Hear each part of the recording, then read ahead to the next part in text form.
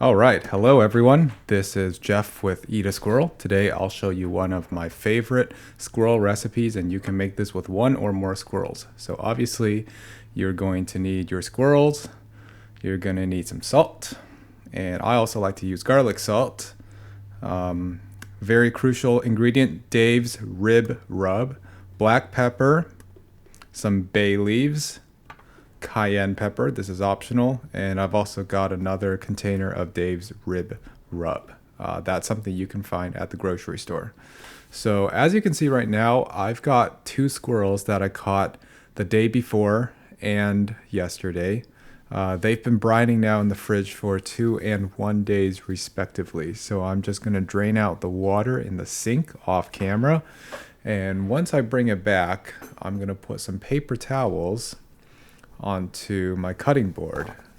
And the idea here is to basically get all of the water off of the squirrel so that we have a dry surface on which to season and salt the squirrel. So I've got my first squirrel here. I lay him belly side up and I make sure to press that paper towel all the way in on the skin into all of its cavities, especially that organ cavity in the middle. And I do this for about 30 seconds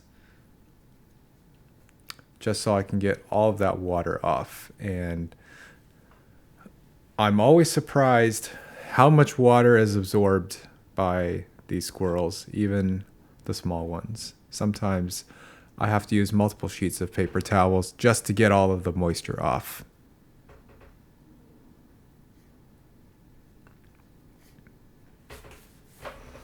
Now, while I'm doing this, just a note. This recipe is best done with at least 2 squirrels. If you have just 1 squirrel, it'll work fine. But the more squirrels you have, the more meat that you can get out of it. So if you're serving like a party of 10 people, you'll want at least 4 squirrels. For me, I eat all of this by myself. So 1 or 2 squirrels would be plenty for the next couple of days.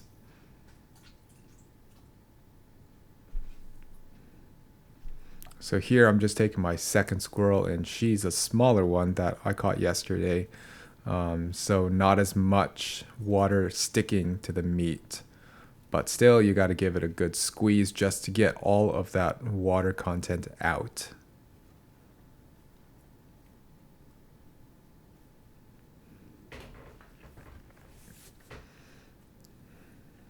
And again, making sure that you dab your paper towel in the organ cavity of the squirrel. That's where a lot of the water likes to hide.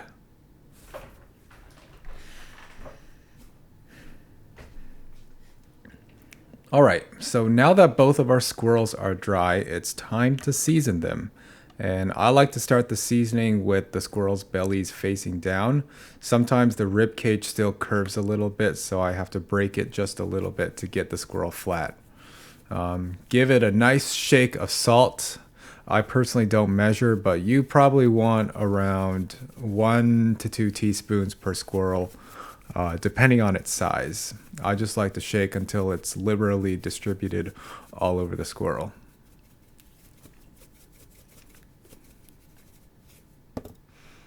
Next, you'll want to add a little bit of garlic salt. This just enhances the flavor.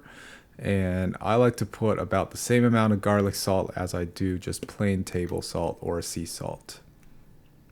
And now here's the magic. We put on a ton of Dave's rib rub. And you can actually use your favorite seasoning here. Like if you like Cajun seasoning, you can use that. Whatever your favorite barbecue seasoning is. But see how much I'm putting on here? I'm basically smothering the entire squirrel in rib rub until you can barely see the meat anymore. Next, I add a little bit of cayenne pepper. I like it just a little bit spicy. This is optional if you don't want any spice in your pulled squirrel. And then press the seasoning into the meat just so it'll stick, because the next thing we're going to do is we're going to flip these squirrels over and repeat the process on the other side.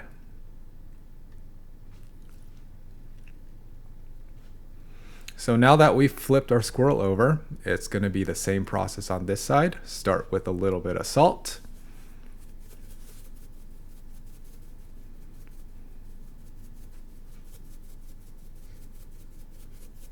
And again, this is just, I'm using sea salt, but you can just use regular table salt.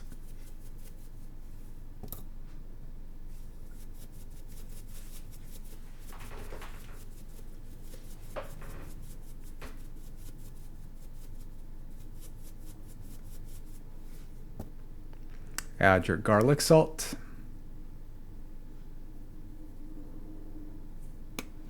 And of course, your rib rub. And I actually ran out, so that's why I'm getting another container of it. Again, you really want to smother the squirrel in the rib rub. What's going to happen is when we sous vide this, all of the squirrel's juices are going to leak out, and it's going to dilute our seasonings just a little bit. So we want to compensate by adding a ton of seasonings so that the flavor really goes into the meat rather than coming out of the fluids that result in sous videing the squirrel for many, many hours.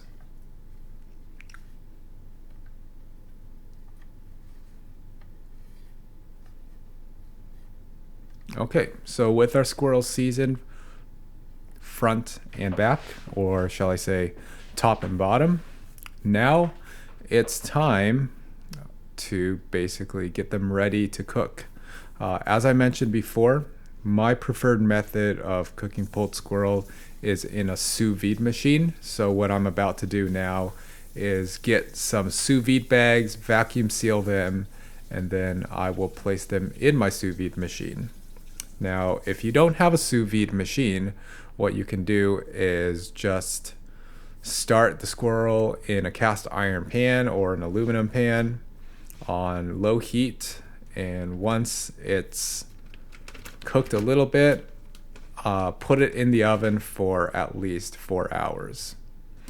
Now the sous vide process is going to take a little bit longer, and if you're doing sous vide, what you're going to do is you're going to put the squirrel in, and the belly will face the top of the bag.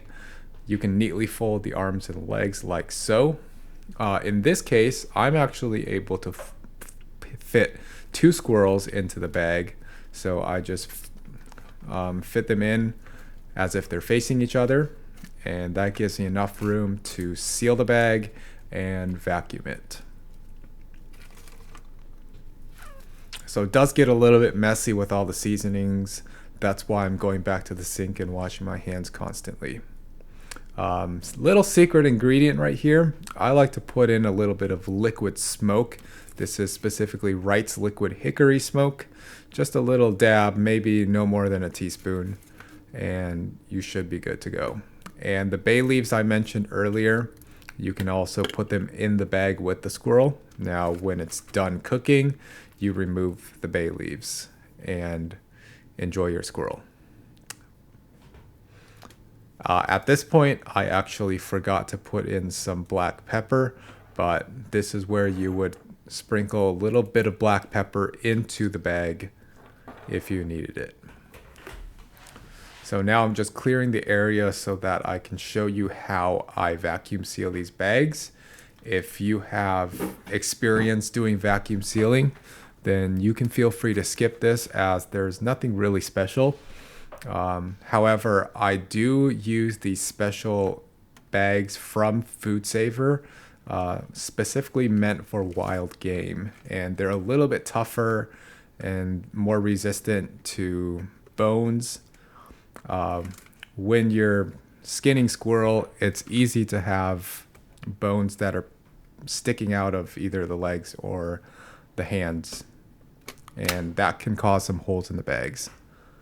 But never mind that, you press the vacuum button, and I like to work my way around the vacuum bag to help it seal the squirrel meat a little bit better.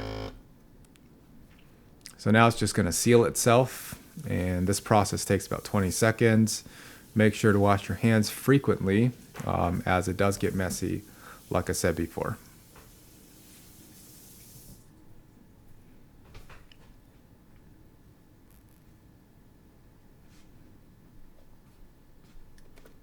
All right, so the seal is now done, and I have had problems with my personal food saver machine in the past. So what I like to do at this point is just hold the bag upright and check to make sure that the seal's going all the way from edge to edge and that there are no leaks for air to get in. We definitely don't want that because any water that gets into this bag could dilute our pulled squirrel, and we put so much seasoning on it that we don't really want that to happen.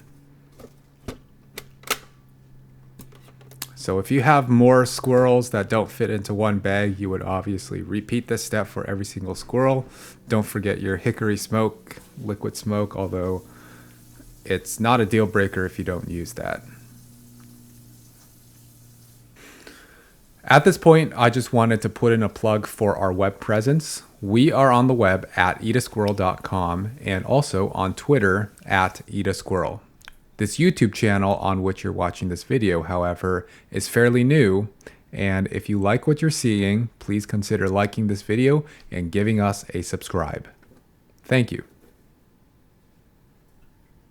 All right, so now that I've got my squirrel meat sealed in the vacuum pack bag, what I'm gonna do now is I'm gonna get a container full of water so that we can start the sous vide process. Now, the container I'm using holds about 4 gallons of water, which is kind of overkill for just 2 squirrels, but it's the only one I have, so that's what we're gonna use today.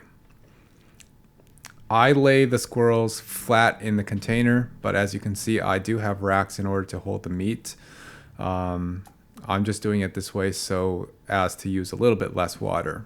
And the 2 little things that I dropped into the container, those are just weights, and those weights will hold down the squirrel. One thing to know about sous videing squirrel meat is that squirrel meat is a little bit less dense than, say, beef, chicken, or pork. So you really have to hold it down in place while the sous vide is going. That or your bag needs to be really, really well vacuum sealed. And even then, the squirrel meat could float. When you're doing sous vide in general, you don't want anything sticking above the surface of the water because then it wouldn't be subject to the water temperature. So as far as cooking time and temperature, what I like to do is cook for about at least 24 hours on a temperature of 161 degrees Fahrenheit. And the reason that this temperature is so specific is that the danger zone of meat is from 40 to 140 degrees Fahrenheit, but for wild game, it's recommended by the FDA to have your meat cooked to at least 160 degrees. So I just like to go 1 degree above that. So at this point, there's nothing much else to do other than wait for at least 24 hours. Historically, I like to cook my squirrel meat at least 40 hours, and in some cases, I've gone all the way up to 48 hours and beyond. That's it for this video.